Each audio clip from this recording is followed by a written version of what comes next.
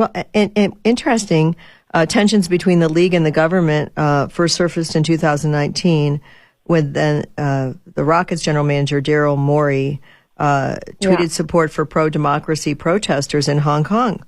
And so the Chinese government responded by banning the NBA from the state TV for most of 3 seasons, and a number of Chinese sponsors fled. The sanctions ultimately cost the NBA hundreds of millions of dollars.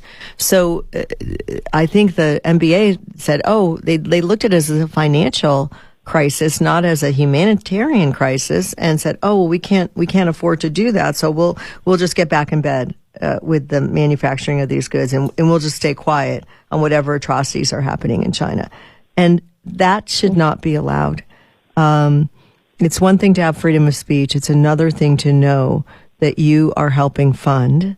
I want to call it a criminal enterprise, but it's worse than that. This is forced labor for people that dared to have a different view than the CCP. And if we're going to support that country, and not to the detriment of the U.S. and U.S. workers, I mean, it's the U.S. that still funds the NBA. I mean, I'd hate for the NBA to become the next Bud Light of sports. But if people understand the atrocities and the pure evil that's happening in these camps, I think that the NBA is going to have to at least make a call here on what they're going to do going forward. And I am a huge basketball fan. I just am sad that Congress has to tell a sports league, you shouldn't be doing this.